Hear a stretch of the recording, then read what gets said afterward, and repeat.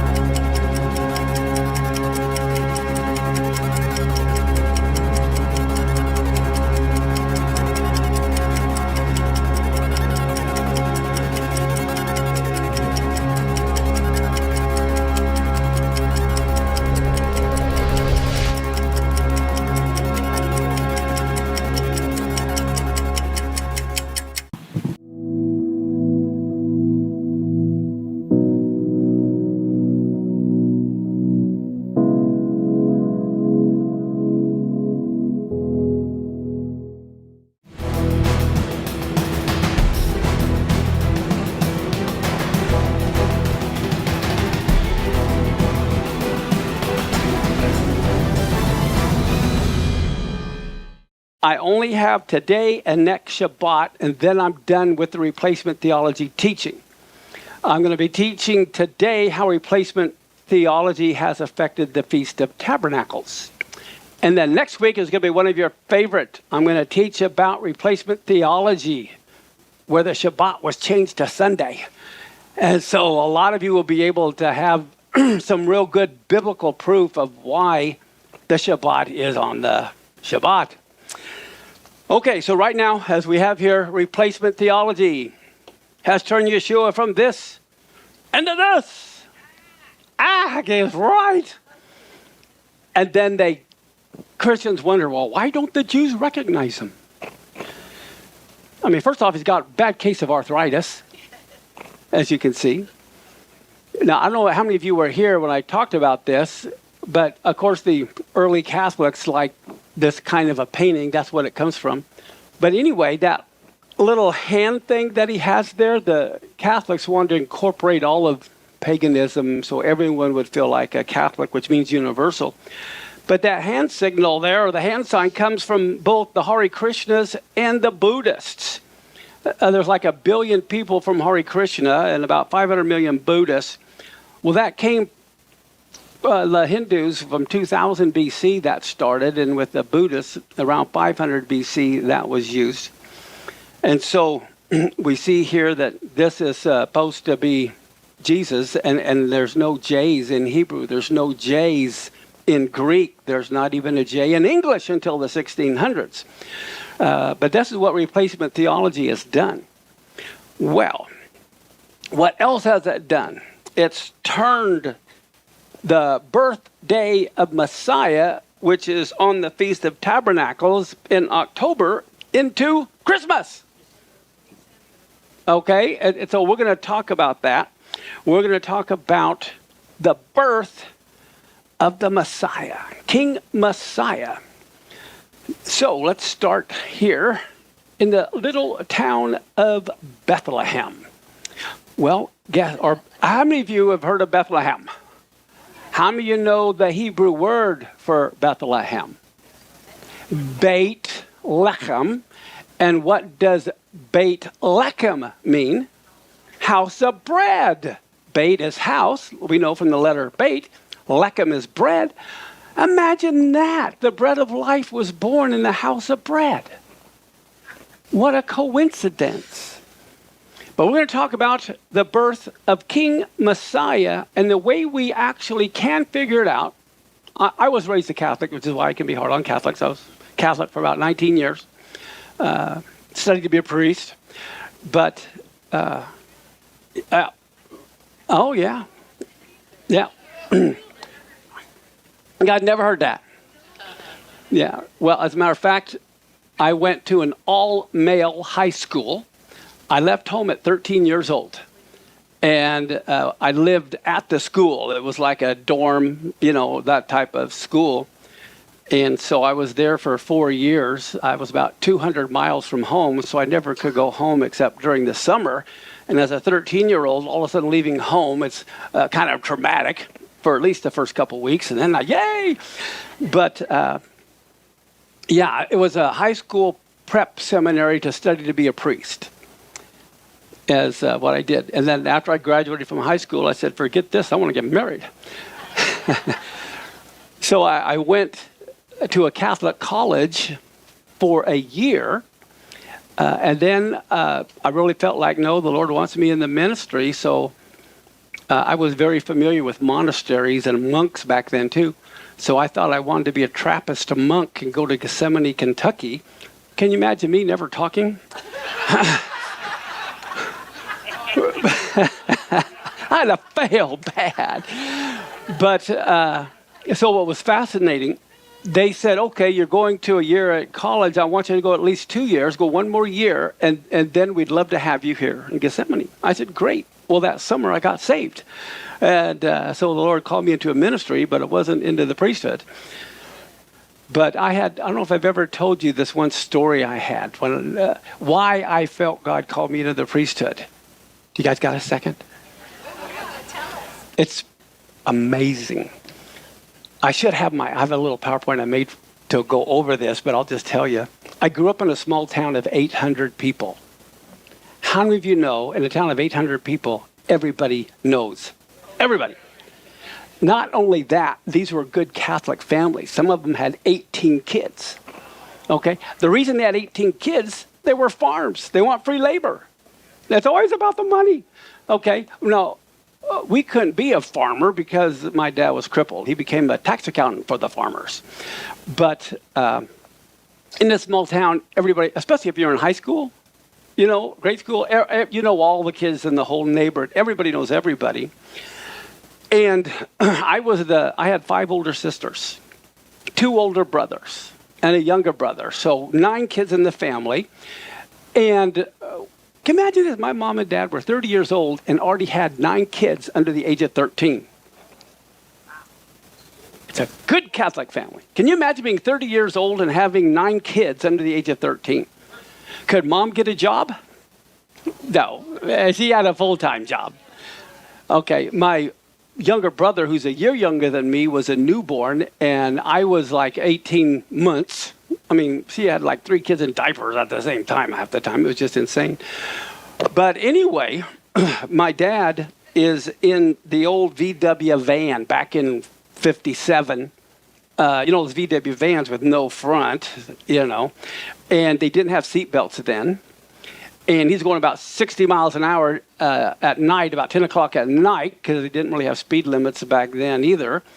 And a drunk had a vehicle in the lane, but he wasn't there. He ran out of gas and just left his truck on the highway. So my dad in his VW van at 10 at night going 60, 70 miles an hour plows right into the back of this truck. And you're in a van, you're just standing up and there's nothing in front of you but a piece of metal. There is no engine. And so he plows into the back of that, and his right leg, which is stomping on the brake, his femur was completely shattered and gone. His hip was completely shattered and gone. And his head kind of went through the roof, his foot through the floorboard, and he was in a full body cast for 3 years. Medicine isn't like it is today. But can you imagine 30 years old in a full body cast for 3 years, and mom, who has a husband in a full body cast, has 9 kids to take care of too. No income. The guy had no insurance. Dad can't work. Mom can't work. Us kids can't work. We're all under 13 years of old. We had absolutely no income. Talk about poor. We used to joke, look up at the dictionary the word poor to say, see the Bills family. But because after my dad got out of the hospital, no one wanted to hire a cripple back then. And he would try everything. He tried real estate, but in our small Catholic German town, he sold a house to a black person, and they said, no way, and they booted him out. And then he sold it to a Jewish person, and they said, no way, and they booted him out. And so my dad says, good grief, what can I do? So he's trying to find a job, and he ended up being a tax accountant. But because mom and dad couldn't work, because I'm only a year and a half I don't know anything different. But the way we survived for about 4 years is people would just simply bring boxes of stuff to our house. That's how we lived. When my sister was in 5th grade, she had to wear boys' dress shoes because that's all that was in the box. So we lived out of boxes for several years, but I thought everybody had boxes delivered to their house. I don't know any different. But my dad, who's lost his femur, had to have a metal rod attached to his hip side. And so he had to decide if that metal rod was going to be fused straight down and he could never sit, or straight out and he could never stand. And so he decided he wanted to stand, so they fused it straight down, and his knee can't bend either. So he's got this locked leg completely, and it was 2 inches shorter than his other leg. And so he had to pay for a built-up shoe all the time. Well, when they got better, science, they could put an artificial hip in, and he could at least swing his leg then, so it wasn't rigid. And when they were doing that, he asked them if they could lengthen that bad leg to get rid of the built-up shoe. The doctor said, no, but we can cut your good leg off and shorten it 2 inches. He goes, let's do that. So they go in, they slice open his thigh, they cut out 2 inches of bone. They put the bones together with metal brackets and nuts and bolts to hold together and sew them back up. A couple months later, he falls and breaks it. They got to reopen it again, reset everything, sew them back up. And then a year later, they reopen them again and take all the brackets and the nuts and the bolts out and put them back together. So at least now he can swing his hip and also not have the built-up shoe. So anyway, he was just a lot of pain his whole life, Well, we basically, and both my parents are in heaven, whatever, they're gone. But I was felt, because we never could get much attention, and because I'm the second youngest, I really felt like nobody loved me and I was going to go eat worms, So I'm in 8th grade. And of course, I'm going to run away, and I write this note and stick it on my bed where they can find it. Nobody loves me, I'm running away.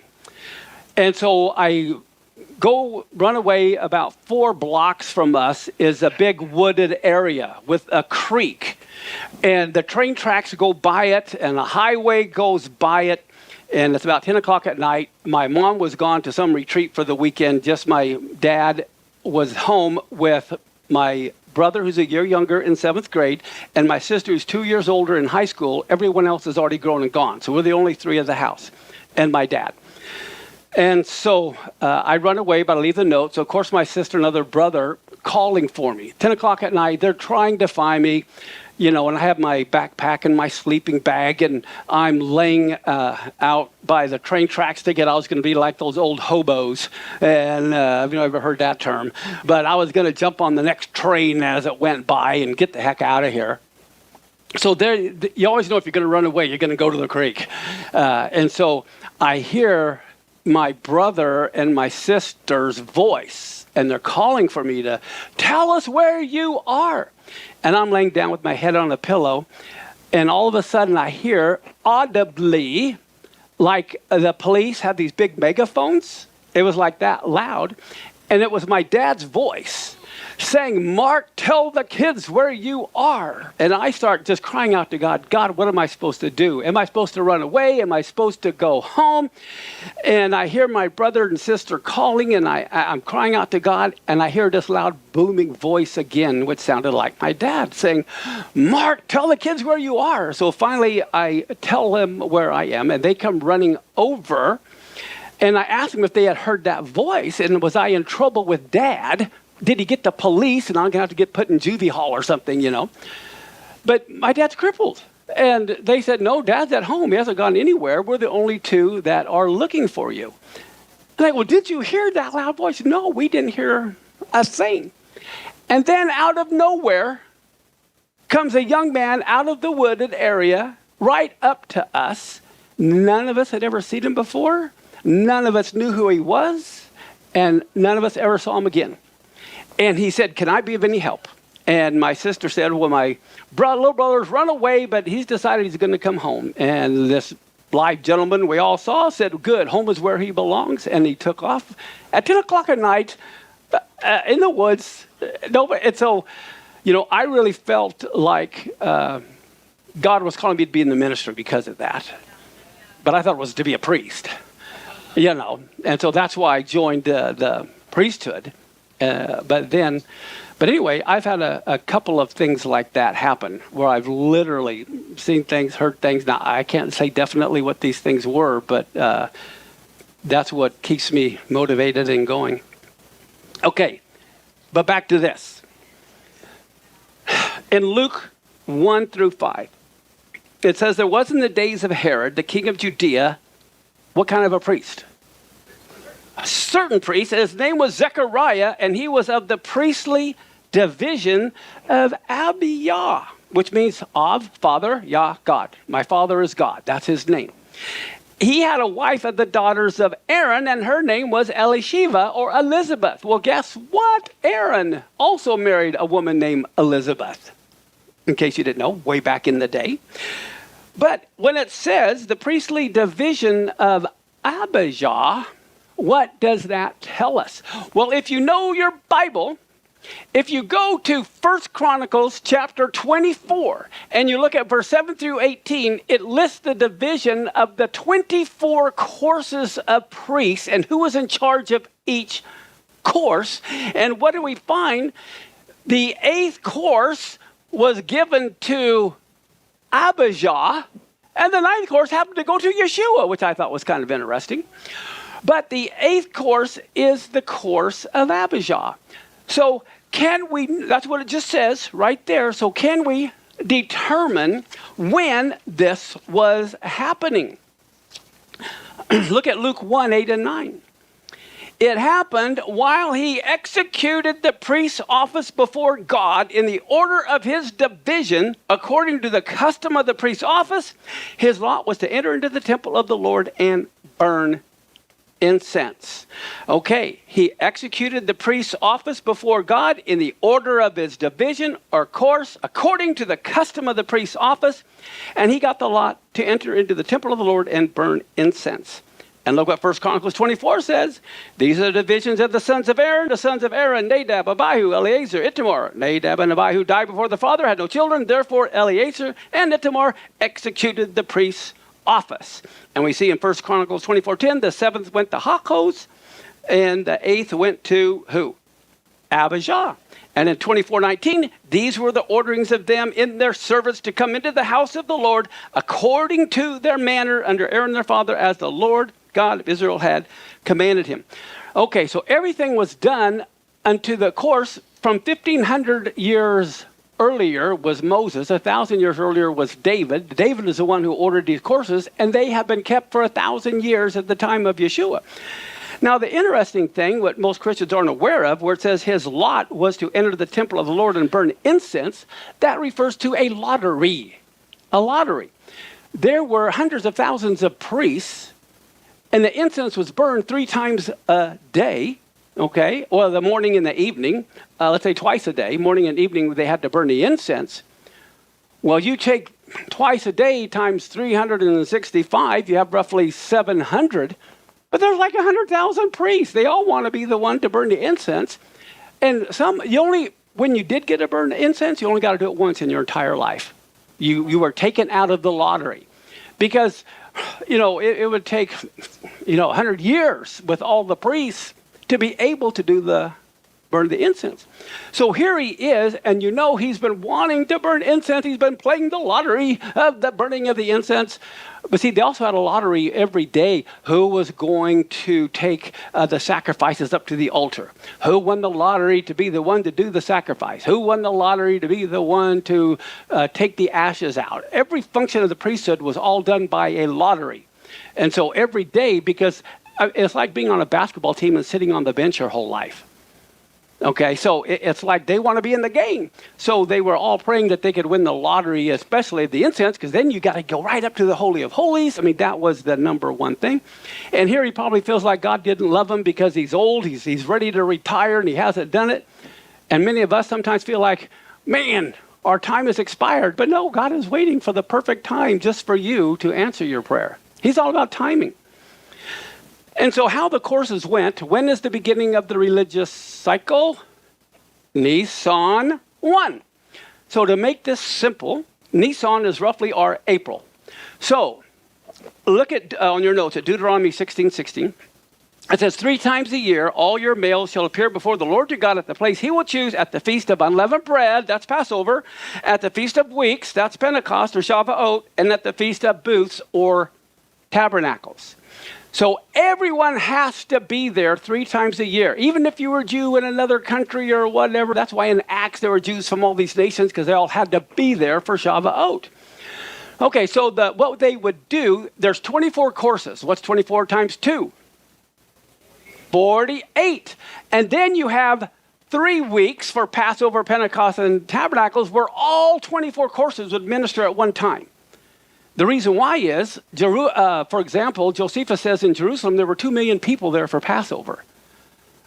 So they would need all hands on deck, and all the priests would minister. So here we have the first course is going to be the first week of Nisan. The second course is going to be the second week. But guess what? Passover is the next week, so the people that served the second week also had to serve the third week, because it's all hands on deck. And it's the same thing with the third course. The third course also had to serve during that week, as well as the third course. So some of them have to serve twice, 2 weeks in a row, based on if it's around a holiday. But typically, they would serve a week, and then 6 months later, they'd serve a week. Okay, that's how they would do their courses. So now, what comes after the third course? It's not hard. The fourth course, the fifth course, the sixth course, the seventh course. That takes you through the month of May. All right. And this is the counting of the Omer is what is going on, because from Passover to Shavuot or Pentecost, they have the counting of the Omer. So after the seventh course, what course comes? Good. The eighth course, but what happens if you're serving the eighth course? Now comes Shavuot, Pentecost, and everybody has to serve the eighth course. And then comes the ninth course. Is everyone following me? Okay, so here, Zechariah is serving his course, and then the angel of the Lord appears to him and says, you're going to have a kid. And he says, well, I got to get home then. But he can't go home for another week. He's got to serve the whole week of Shavuot. And then he goes home. So here he is, serves the eighth course, and he serves that whole week. All right, and then everyone is there for Shavuot. It is a crowd. So here, can you imagine, again, 1 million people there, all right? And so every single course is serving. Well, let's look at this now. Let's go back to our notes. Look at Luke 1:10 and 11. And the whole multitude of the people were praying without at the time of incense, and there appeared to him an angel of the Lord standing on the right side of the altar of incense, because he's doing the incense. I think the Greek word for multitude here is plethora. What does that mean? A lot. Why? Because it was Shavuot. When you understand the Hebraic mindset and you haven't replaced it with Christianity, you know the courses, you know he's serving Shavuot. He had to, didn't it make sense for the Lord to come down on Shavuot, which is what he did back in the Exodus? He came down on Shavuot. And now, look at Deuteronomy 16:16 again. 3 times everyone has to appear. That's why the place is packed at unleavened bread. It's packed at the Feast of Weeks, and it's packed at the Feast of Booths.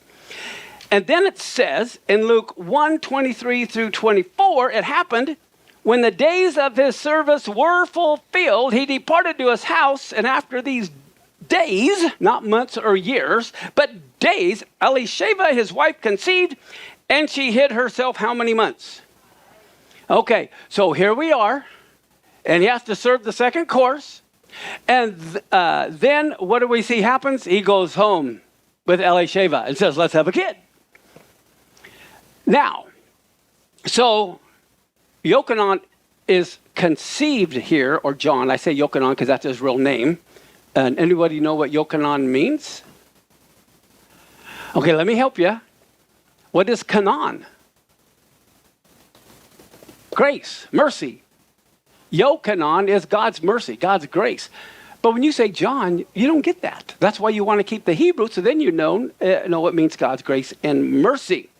Okay, so then this would be the 9th course, the 10th course, the 11th course. Now, she hid herself for 5 months, right? So if that was the middle of June, July, August, September, October, that's to the middle of November. She hid herself, okay? And now she's kind of showing and can't really hide anything. So then what happens, look at this next verse in Luke 1:26. In the 6th month, the angel Gabriel was sent from God to a city of Galilee named Nazareth. Okay, well, let's look here. If the 5th month is November, when is the 6th month? December. And here we have Hanukkah, the festival of lights. This is when Noah's rainbow first appeared. Also, and this Messiah was conceived at Hanukkah. Because what do we see here?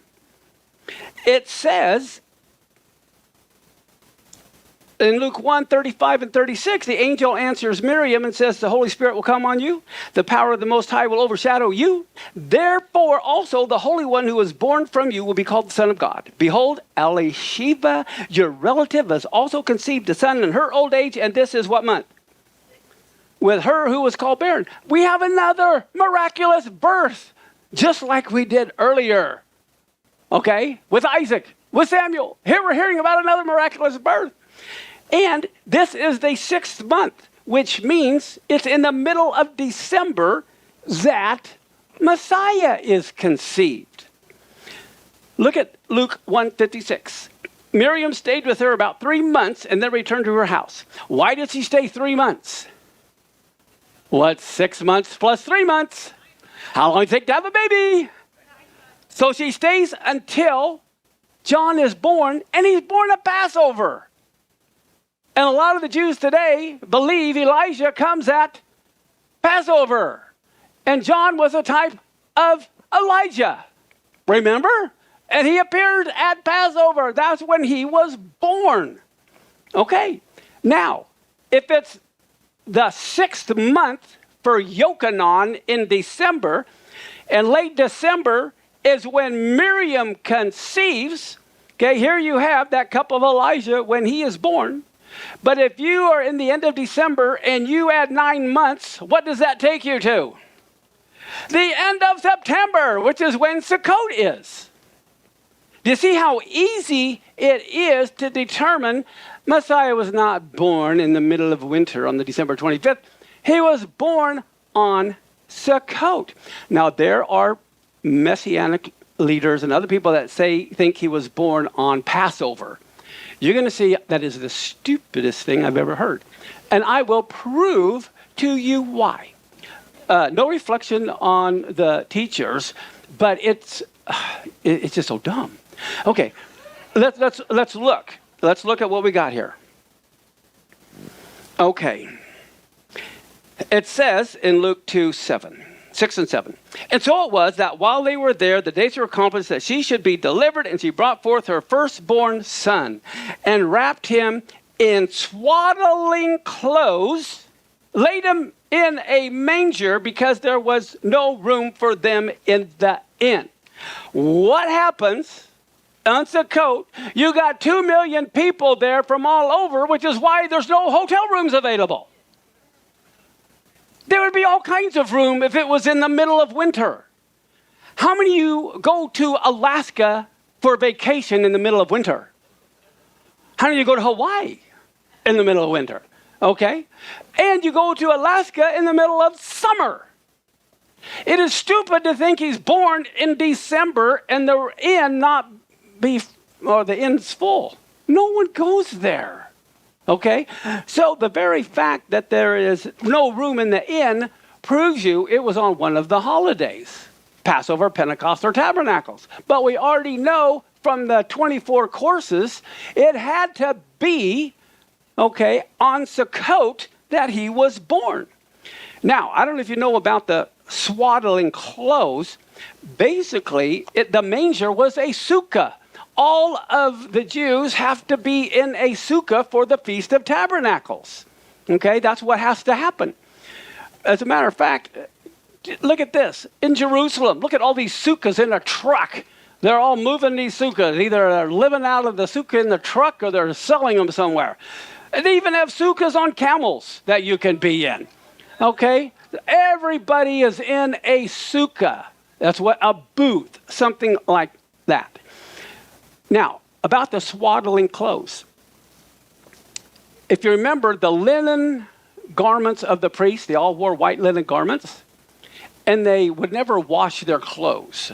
And when their garments were so stained by the sacrifices, the blood all over it, then they would take those priestly garments that were stained with the blood of the animals for our sins, they would literally cut them into strips, and they would be used for wicks for the big temple candles. Okay, that would become the wick. But they would also take, they were like giant baskets in the women's court, and the women would take those strips home and use them to wrap their babies in. So the swaddling clothes that Jesus was wrapped in was the priestly garments that had been stained with their sins, the blood. That was the swaddling clothes. Here he's a priest wrapped in priestly garments stained from the blood of the sacrifices. Now, but wait, there's more.